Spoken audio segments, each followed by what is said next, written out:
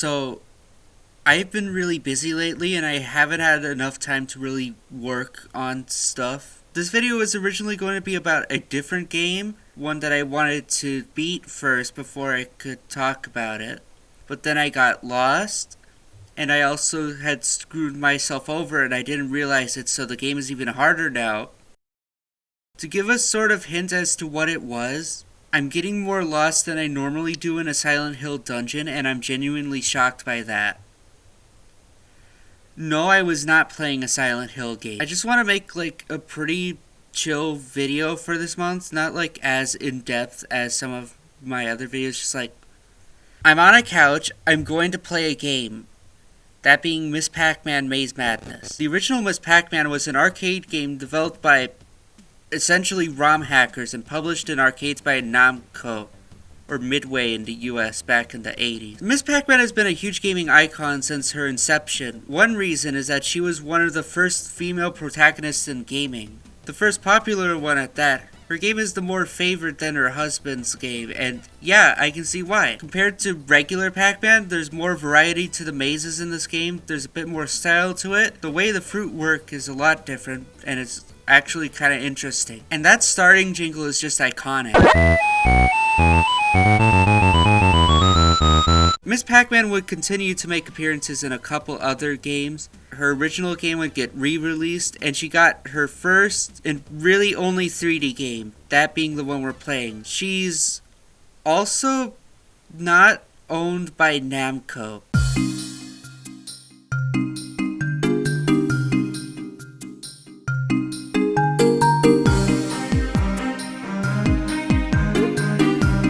Sorry for the sad news to anyone who didn't know.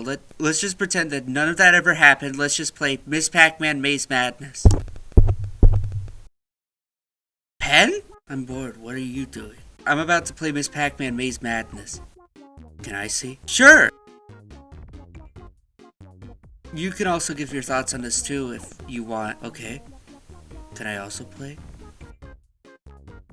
I don't know.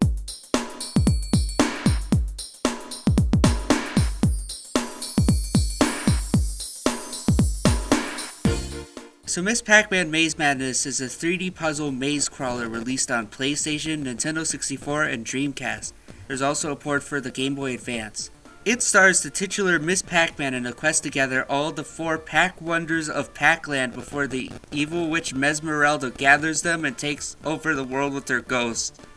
I think. There's also Professor Pac, who gives you the details on the worlds Miss Pac-Man travels to. Pen, would you like a go at this? It's a game? Well, I meant being a voiceover, but sure. Oh, I would also like to do that too. Miss Pac-Man visits 4 different worlds: Cleopactra, Crystal Caves, Pac-Ping Harbor, and Haunted Halloween.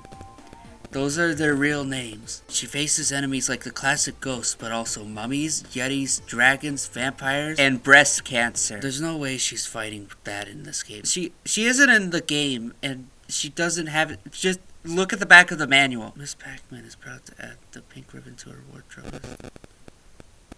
Huh. I didn't know that.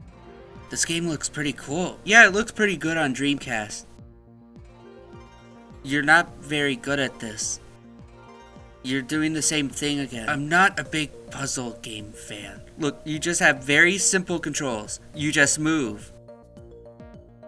I mean, I know that. Oh, sorry, I know. You were just explaining how to play. A lot of this game is moving. I mean, it is a maze game. Well, there's also blocks to move. You have regular blocks, TNT blocks, what I'm gonna call danger blocks, I don't know what they're called at the moment, I'll add it in editing, and ice blocks. These sorts of puzzles pop up a lot in this game, and some of them can be pretty challenging. If you make a mistake, you have a reset coin you can use in order to reset the blocks. Honestly, it's really cool that they took the classic maze game that Pac-Man and Miss Pac-Man had, and turned it into a really interesting 3D puzzle maze game. Yeah, in these stages you can get stars for certain requirements. This can be for collecting all the dots, or collecting all the fruit, or getting 10,000 points. Yeah.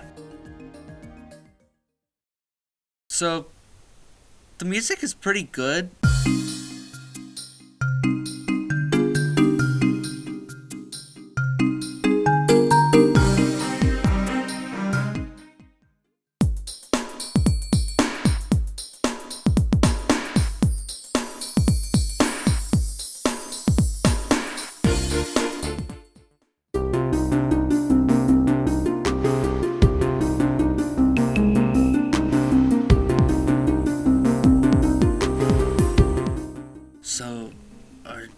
many bosses in this game. I don't know anything other than the 4 worlds. I think there's 1 or 2.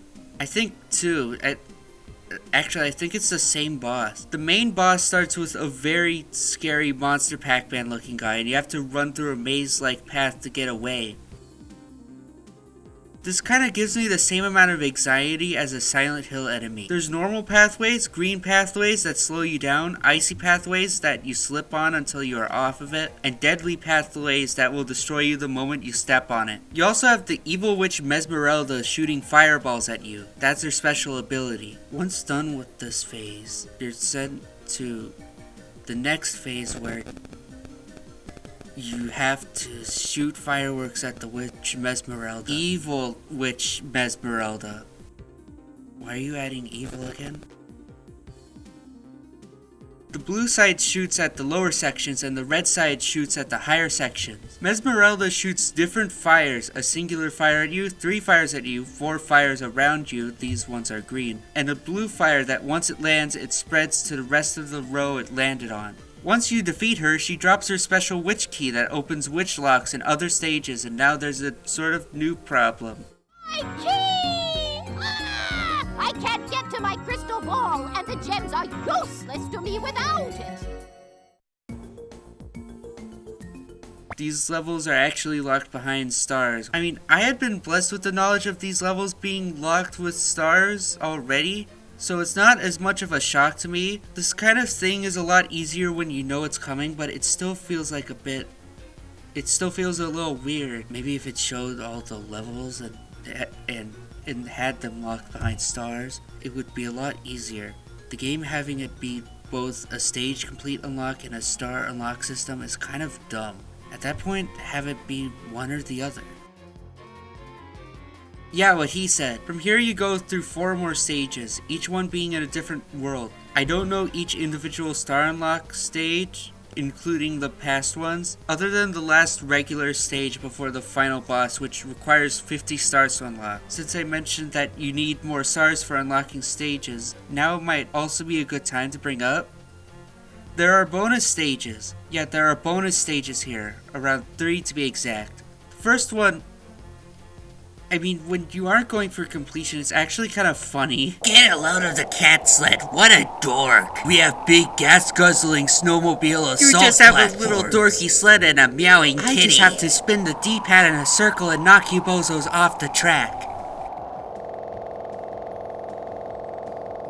Rate my voice acting. I love how you just send the enemies off the stage by just spinning. It's so hilarious. For completion, the collision detection is a little weird. It's like mainly the sled, and it just feels awful to try and collect stuff as the sled keeps swinging around and you just keep missing things like the dots and the fruits.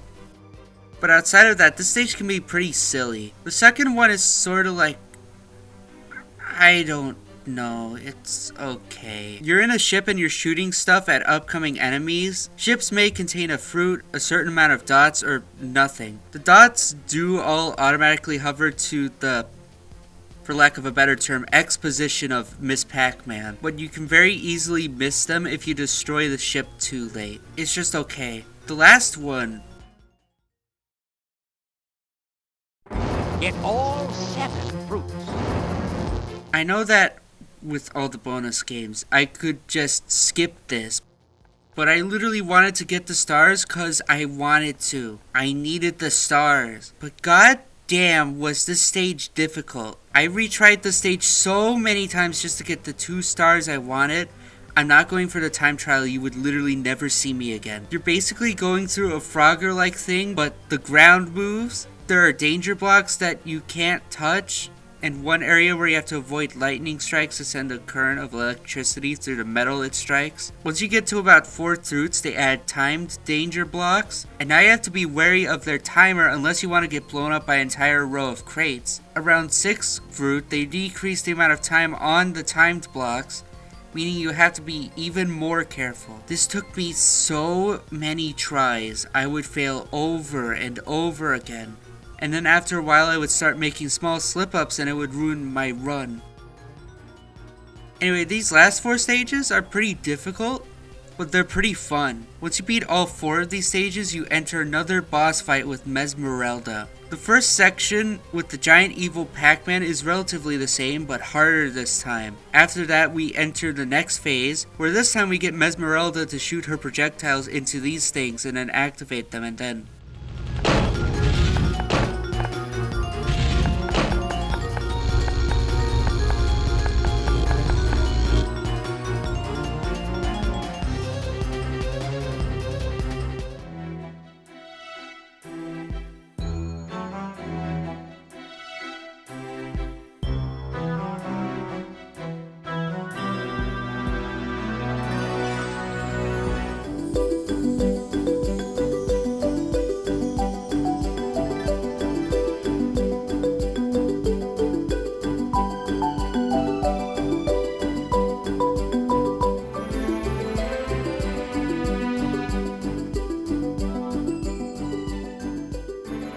I'm sorry. I never meant to hurt anyone, but I was under the spell of an evil witch. You broke the spell and saved me. Thank you.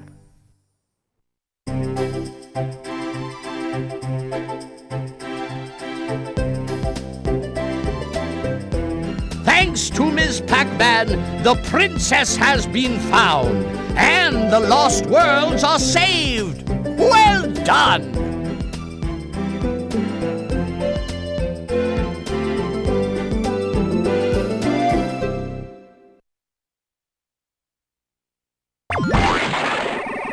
So that was Miss Pacman Maze Madness. Yeah, it was pretty fun for the couple of seconds I played it. Oh, sorry. Here. Miss Pacman Maze Madness is a fun puzzle game and is worth playing. It might be a bit difficult to play nowadays as it was only on PS1, Nintendo 64, Dreamcast, and GBA. I wouldn't mind seeing this game come back again.